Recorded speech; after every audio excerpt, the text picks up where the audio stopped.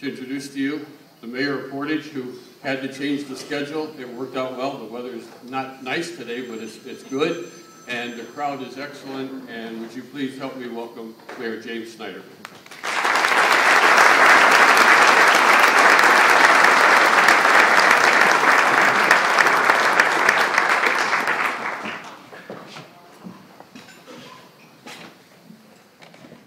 Thanks everybody for coming today. Took another great crowd and another great year, and there's a lot of people I can't see to my left or my right. I want to take a couple minutes at the beginning here to recognize some people that have been a big part of what we've been able to accomplish this year. And first of all, the elected officials that are here. Ted Uselet. Ted, could you please stand?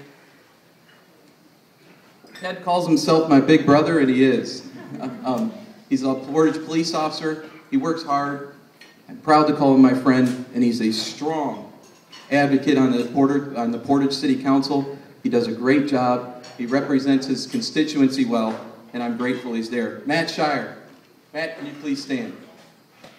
Matt Shire is one of the boldest people I've ever met. He sticks to his guns, and we've had differences this year. And some of those differences have warranted much savings to the city on his behalf.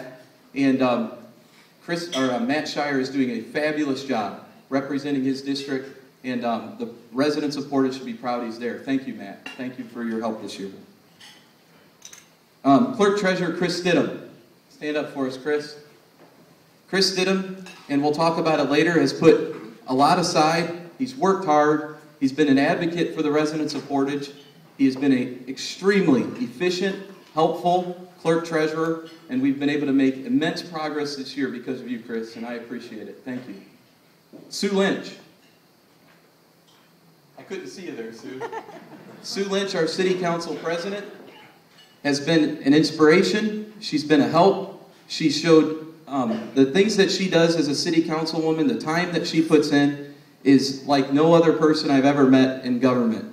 She's on boards. She puts together things. We were at the Portage Senior Art Fair. I get to stand up and smile and take all the credit too. And she puts it all together, and she just does a great job. And the things also that we've been able to accomplish in the city, none of them, not one of them, would have been possible without her leadership and her help, and I'm grateful for her help. Jim Biggs is here, our Porter County Council. Thanks for coming, Jim. Jim is a friend and a North County representative, and we're glad to have you, Jim. I'm going to go through my department heads again real quick, and I want to make sure my department heads understand and everybody else here understands. I wish I could talk about them and was able to put all of them into our speech today. All of them should have been able to be into the state of the city. Every one of them works tirelessly for this city, and I'm so grateful for every one of them. And like I said, I wish I could have done 2 or 3 paragraphs on each one of them. Some of them we would have needed to write books on, like Don. Just kidding, Don. But we're so grateful to have you guys. Jen Orsburn is our park superintendent. Stand up. Tom Pfeiffer, stay standing, please. The only one I can't tell to do something is my wife at that table. Don Slonikowski is our utility plant manager. Troy Williams, our police chief. Steve Charnetsky, our street superintendent. AJ Monroe, if you want to call him a public works director, I don't know what else there's about a million titles and a million hats he wears for the city. And Barb Lesko is our new, she's new to us this year, and she's running the Portage Marina. Sherry Smolar, where you at, Sherry? Yeah, she's here. Thank you guys. Appreciate your help. Go ahead and sit down. I'll get to you later. A little bit more. These two people are people that aren't considered department heads, but they've had an amazing impact on Portage in what we do and where we're going and the direction we're headed. Jim Fitzer is our Portage Economic Development Director. Stand up, Jim. Jim is, I learned that they used to call him Custer at NIPSCO because his hair was blonde, not white. I never knew you when your hair was blonde, Jim. Was I born then?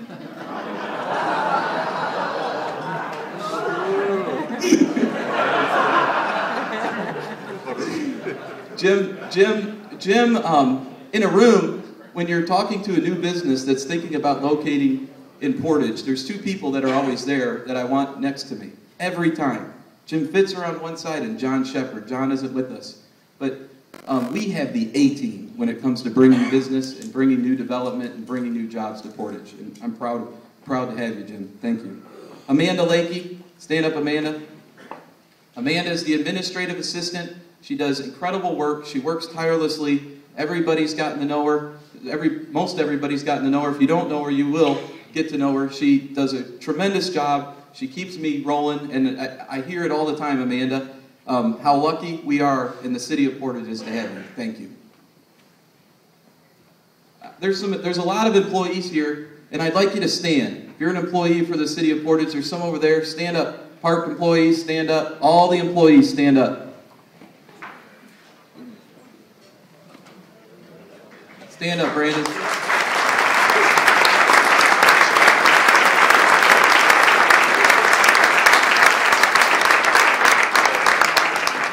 Doug Sweeney's sitting there. It's the first year we handed out an Employee of the Year. Stand up, Doug, again, sorry. Doug Sweeney was named Employee of the Year for the city of Portage. And I believe that, go ahead and you can sit down, but I believe that everybody that was there, everybody that knows we picked him, believed he was the right guy. He just, what he did was incredible. He did a lot for Portage, and he took a load on. Keep in mind that we have 20 less people than we had January 1st. And those 20 people weren't sitting around twiddling their thumbs and singing Kumbaya in City Hall. They were all working somewhere. And now we have them, and now these people have picked up the slack. They're working harder, and me and AJ talk about it often. All the employees get together. I just can't tell people how grateful we are to have them. I missed you, Greg. Greg Sikowski, our city attorney. The guy who tells me no all the time.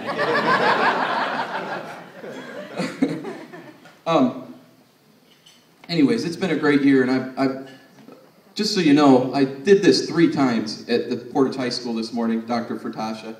And so if I get some things that sound high schoolish, should make you feel good being here, getting that part of it. Bill Feckety, I forgot you too. Bill Feckety is he's a school board member. He's on the school board. He also serves, he's a big help to me. He serves on a couple boards and commissions. Thank you, Bill, for all you do. Dr. Furtasha is with us. He's the Portage School Superintendent. Doctor, thank you for all you do. You protect our young ones, teach them, and we're grateful for your leadership and all that you do. I don't believe I missed anybody else, but if you have a second, I do get nervous when I do this. So if your phone's on, I've heard like 3 of them ring. Can you please turn it off or put it on vibrate? Thank you. I would appreciate that very much. Pardon? Oh, I'll get there. My mom's telling me to do something. Nothing ever changes. My goodness. It's good to have you, Mom. And Dad.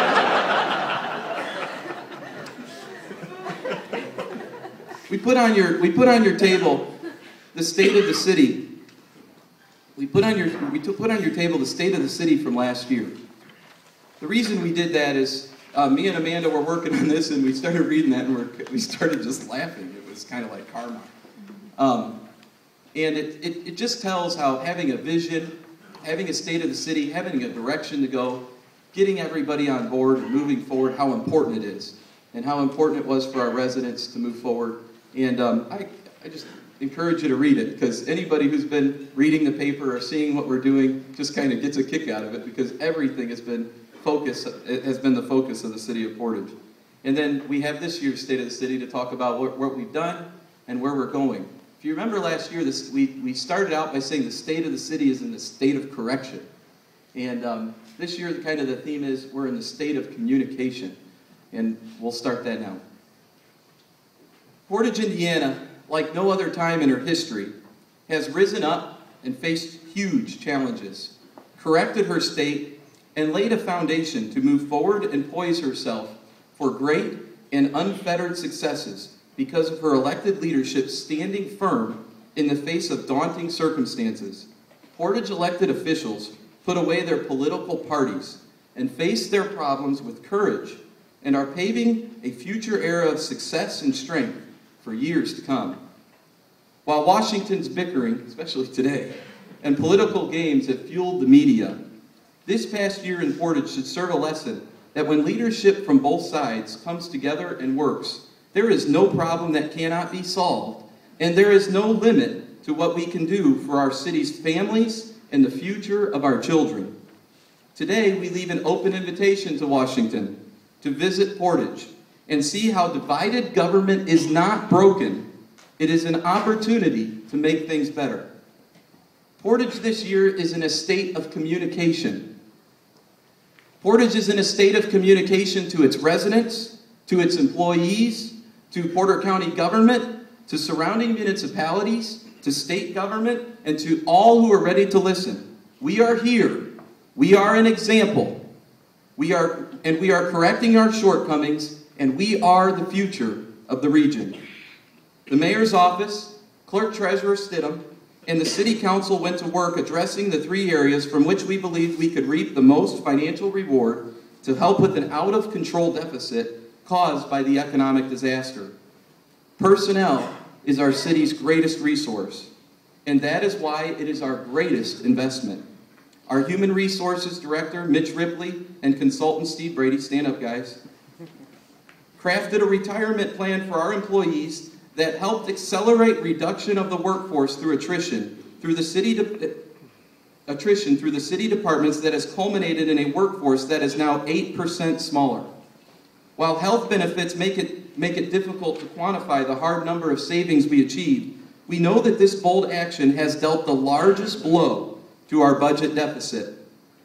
Health insurance costs are set by the state at nearly $2.8 million in our budget. Yet last year we spent nearly $5.2 again. Portage employees had 5 different plans with different benefits spread through 8 different departments. Saying that in this room probably makes you all go, what in the world? I believe this is inherently wrong and was giving higher value to one department's health needs over another. For the greater part of last year, we devised a plan that would change this nightmare in Portage. Health insurance advisor Mark Miller, once again consultant Steve Brady, and Human Resources Director Mitch Ripley thought outside the box, spending hours and days devising a plan that would get our costs under control, change the health insurance culture and the habits of our workforce, create a smoking cessation plan and health incentives for our employees, and put a premium on their time. I kind of get a kick out of it. When we're done, or starting April 1st, I get $25 off if I meet my health initiatives, and I'm sure Jonathan Nally's people are going to tell me I need to start losing weight. So I get $25 off to lose weight. I'd like Chris Stidham to stand. Chris, for a second, if you might. Chris Stidham, clerk treasurer, has spent hours and hours and hours, because this is new to our employees. It's different. It's hard to grasp. It's hard to understand. And Chris has spent hours, the 2 consultants and myself have spent hours trying to educate and get people to understand. The initial reaction was, whoa! And slowly, as people are starting to understand it, they realize that it's not only better for the city, it's a plan that's better for the employee and will help us change and focus our direction in the future and fix a bad problem that we have in the city. And Chris, I appreciate you doing that. And Chris has taken a lot of heat, and he's done a great job, and he's stood up for the people of Portage and the employees of Portage, and I appreciate it, Chris. Thank you. And of course, when it comes to budget corrections and accomplishments, we have to talk about garbage pickup. Anybody on my Facebook page? Automation of trash pickup had to happen. Our costs of trash pickup have been vastly out of control. The daunting task of achieving automation was coming up with nearly $1.5 million in purchasing the new toters to get the plan started. And we, of course, didn't have $1.5 million. Once again, we had to be bold. We were able to negotiate for over 24,000 toters by trading our recycled materials for them. Then we received 2 free trucks from our friends in Valparaiso. Our only out-of-pocket investment to automate was $40,000 to install the tippers in our existing trucks. Recycling is not only an environmentally sound practice, but an economically sound practice as well.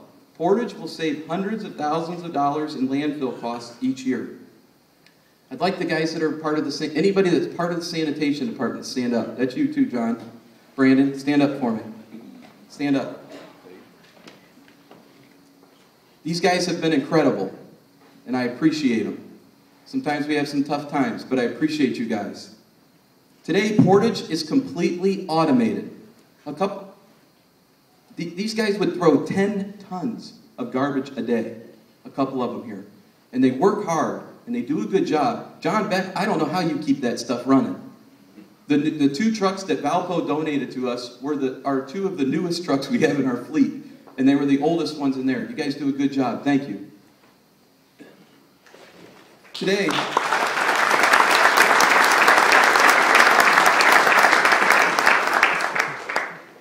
Portage is completely automated, and these guys made it happen in less than 60 days.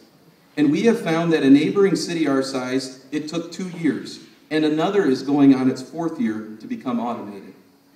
We have increased our recycling rate already this year to nearly 17%, up from a dismal 4% last year. And we believe by the end of this year, we will eclipse our lofty goal of 30%. Portage residents have responded with overwhelming support, understanding that the more they recycle, the more funds can be directed to pave our streets and improve our infrastructure. These corrections to our workforce and city services have not only closed the gap on a still extremely fragile budget, we have had to find other inefficiencies, and that we did, on the northernmost quadrant of Portage, the Port of Indiana. The Port of Indiana, without exception, is the greatest industrial asset in the entire state of Indiana. Portage has played a pivotal role from its inception to its recalibration, from bulk item aggregate storage to the thriving steel industry and industrial beacon it is now.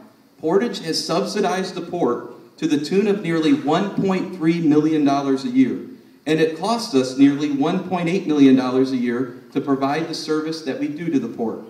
I want to be clear, we value the port, the jobs and the economic value it brings to Portage, and we have no problem continuing to subsidize this great asset. We just can't afford 100%. We look forward to resolving this issue quickly with the port and continuing the strong partnership Portage has always had with the ports at Burns Harbor.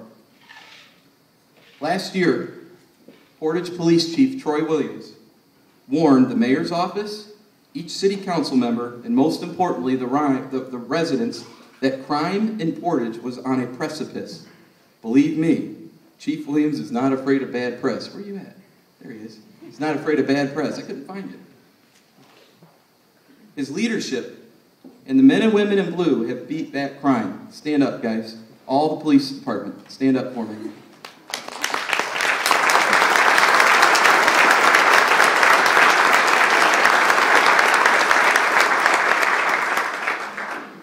Listen carefully as I tell you some of these things. Portage SWAT was activated 20 times in our city. That is more than the previous 7 years combined. I have seen Chief Williams myself tell a gangbanger laying cuffed in his front yard to tell his cohorts in crime, to tell their cohorts in crime to stay out of Portage. Of course, he used that professional language. Portage detectives have solved numerous cases, even having the infamous, sorry Purdue people, the Purdue hat bank robber at Chase Bank. Does everybody remember that? They went all the way to Kentucky. We didn't go to, we chased this guy all the way down to Kentucky, and he's behind bars now. Where's Mr. Reynolds? Stand up. The detective department has done exemplary work. Thank you.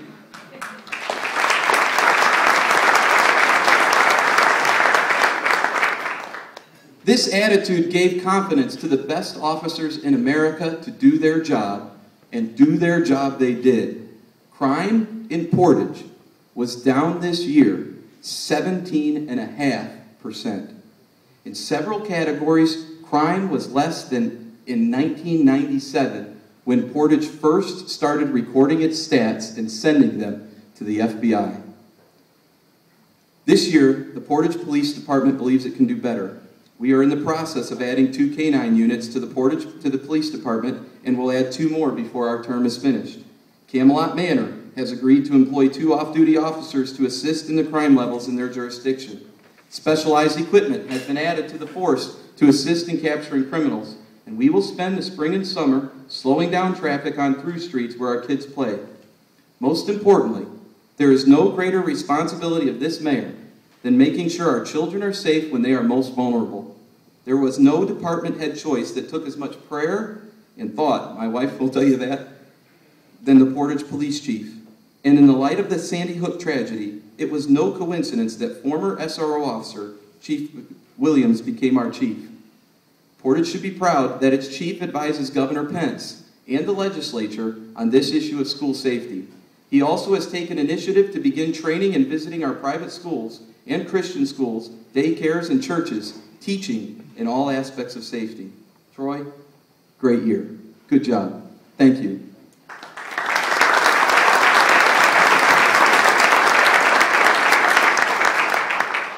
Our fire department and personnel remain efficient and on the cutting edge of technology.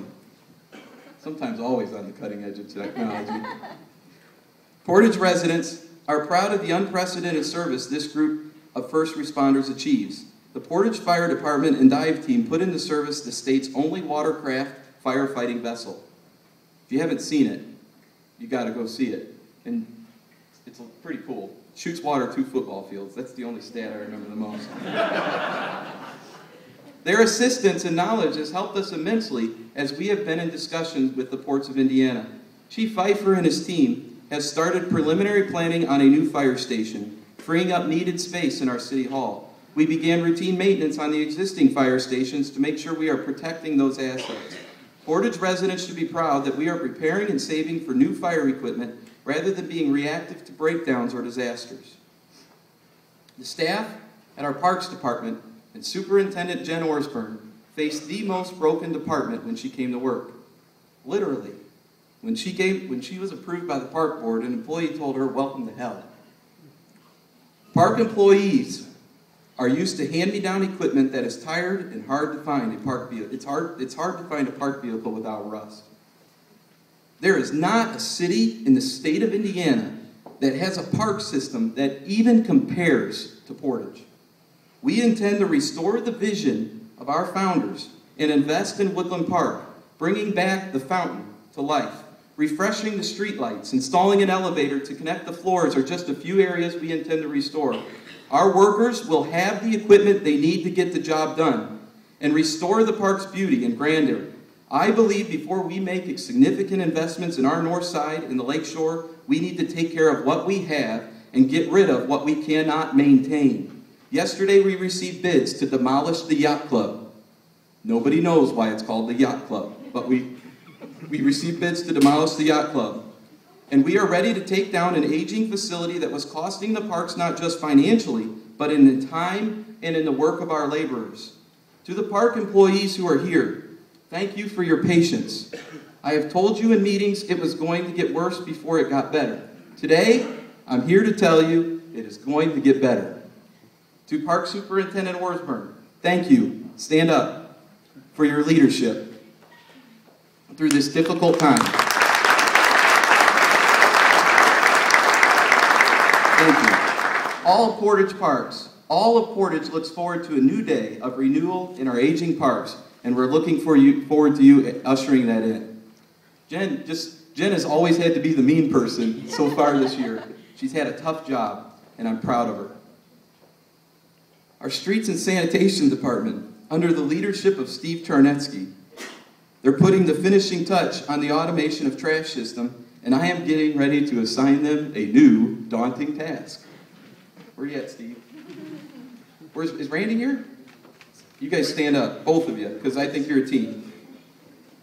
This year, we will begin the consolidation of building maintenance, lawn care, lawn care, drainage, and other general services the city has need of. This year, The days of different departments driving past each other to mow a patch of grass will be a thing of the past. By next year, we will analyze and then centralize every department we can. We intend to make every minute of our workforce's time productive for them and for the taxpayer. Thank you, guys.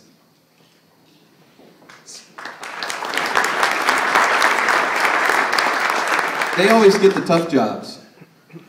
City workers who are no longer on the backs of garbage trucks will be learning new skills such as building sidewalks, crack sealing our roads, and providing non-existent general maintenance to our buildings and our city's assets. I put in front of you this speech from last year, and before I get to our vision, I wanted to read to you kind of a excerpt from what we talked about last year. So, quote from last year, "If we fail to secure a new clear vision from 249 along Route 20 West to County Line Road, future job creation will be stifled. The city's redevelopment commission must act on foreclosed properties and reclaim a much-needed foothold along this corridor. Code enforcement and public safety officials must step up their efforts to rid dilapidated hotels of crime. The corridor needs to house the next generation of job growth in Portage, as in the next 20 years we'll be running out of green space north of 94. Portage's economic base must become diversified," end quote. Never did a Portage resident ever believe that they would say they are the proud new owners of the Dons and Castaway motels. Today, Portage taxpayers are the proud owners of these properties. They are both now scheduled for demolition to pave the way for new jobs and an improved future for the corridor. Travel in has been temporarily shuttered due to fire code violations. The Route 20 corridor plan will be finished this year, including a new plan for future development and friendly entrances welcoming people to Portage. We intend to explore the option of having our current Port Authority manage the City and Redevelopment Commission assets north of 94, as we have literally invested tens of millions of dollars in our city north of 94. We must not lose focus on the city's aging west side or our downtown in the Route 6 corridor. We are aggressively getting ready to purchase Marina Shores, turning that defunct subdivision into a city asset. This purchase could literally change the entire Marina district and will effectively make Portage the second largest marina city in Indiana on Lake Michigan. Portage intends to show our commitment and investment to the Redevelopment Authority, helping us capture millions more, making our lakeshore an economic engine like no other in the region. Last year, we saw Walgreens, Fifth Third Bank, McDonald's, Fronius, Panda Express, and Texas Roadhouse begin operations, adding hundreds of jobs to our workforce last year. This year, we look forward to opening Ratner Steel, Myers, and the Faralloy expansion, and many more to come. Our two-year tally will be over 1,000 jobs added to Portage. I believe Portage is Indiana's job leader, and this year will be no exception. In light of the past couple days, it is time for the businesses and residents of Portage to challenge our county government elected officials to join Portage in thinking big. Our county has an opportunity like no other to work with local municipalities to change the future of Porter County forever. Porter County should consider putting a small portion of the proceeds of the citizens' $130 million to work by investing in flex industrial buildings, ensuring other businesses like Fronius and Graycore, which will result in much-needed, good-paying jobs for Portage and Porter County. Porter County officials should keep their commitment to provide services to the residents of North County. For too long, senior citizens, businesses, and residents of North County have had to drive to a county courthouse or county administration building nearly 30 minutes one way to pay their taxes, file a homestead exemption, or look up a record about their home. In today's society, that is not only backwards, it is inexcusable. It is time for the county elected officials to end the stalemate. put aside their petty differences, and to do something for North County residents. The community affected most by this bickering is Portage.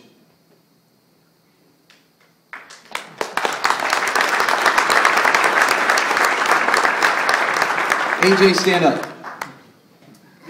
I said earlier, he's our Public Works Director. He's really much more than that to the city of Portage. AJ Monroe, I say it often, is Portage's greatest asset. He lives, breathes, cares about Portage. I didn't even write anything about you because I couldn't, AJ. I didn't know what to say. He's a friend. He tells me no when he knows he needs to tell me no. He has been so instrumental in what we've been able to do. Sometimes I feel I get to take the credit for his ideas. AJ Monroe is a friend to Portage and a leader in Portage and is doing everything he can to make the future of Portage what it is today. Thank you, AJ.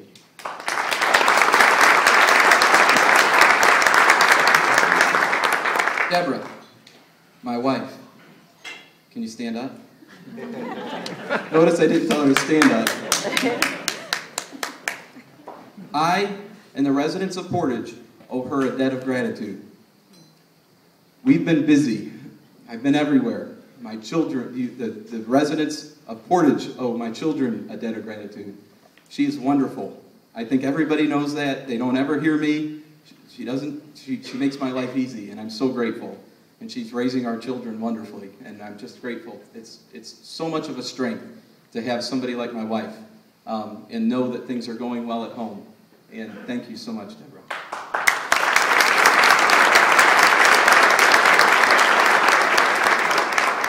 I would like to issue a challenge to the Chamber of Commerce today. And Terry, we need a clear vision to know, so that Chicago families know that Portage is the best weekend destination within 45 minutes of their home. We have the IMAX, the Portage West Beach, named one of the top 5 beaches in the country. We have the Bass Pro Shop. We have Portage Lakefront. We have a park system second to none. We have County Line Orchard. And it is time that we get this out there and educate people about it and talk to them about it. And it's incumbent upon you to help Mr. Hufford do that by joining the Chamber of Commerce. If you're a citizen here, you should be a member of the Chamber of Commerce, a citizen member. What's it cost, Terry? $78. Give him the tools that are necessary to help him educate other people outside this area and come up with a vision that helps us sell our city and fill our businesses, fill our hotels, and make Portage the destination, the weekend destination for families all across the Midwest. Thank you, Terry.